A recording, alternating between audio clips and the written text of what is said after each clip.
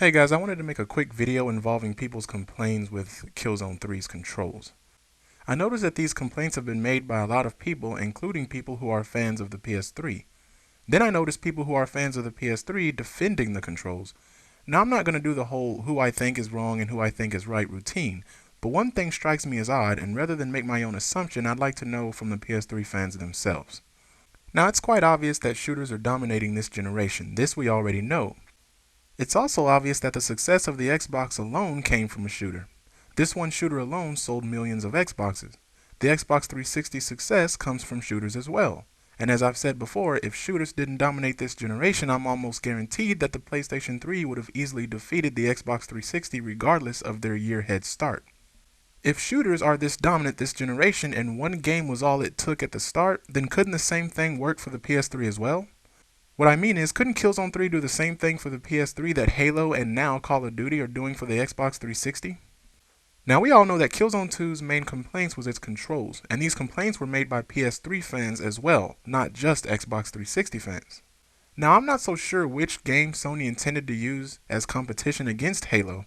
I don't know if it was supposed to be Killzone 2 or Resistance, but what I do know is that Killzone 2 was held back by one minor thing. I agree with people that say Killzone's controls are fine. Yes, they are. But if people don't like what others consider fine, then it ends up ruining the whole game for the majority. Now here we are with Killzone 3, and just like Killzone 2, people are complaining about the same thing.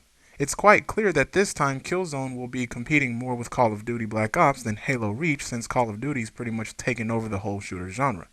It's also quite clear that just like last time, people still don't like the controls for Killzone.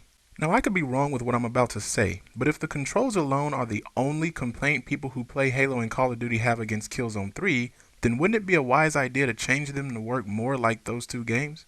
Because it's obvious that those people still like Killzone 3, they just don't like the controls.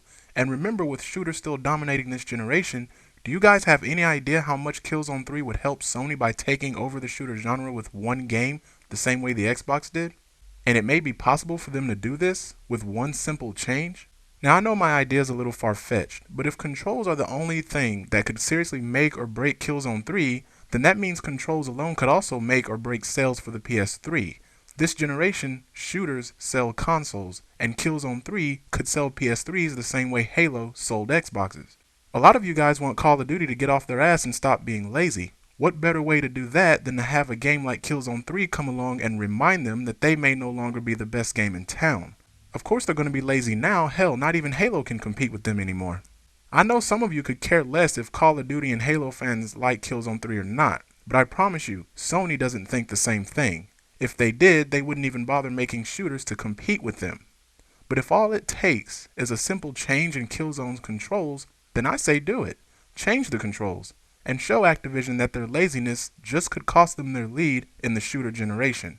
Then, let's see just how lazy they'll be with their next release.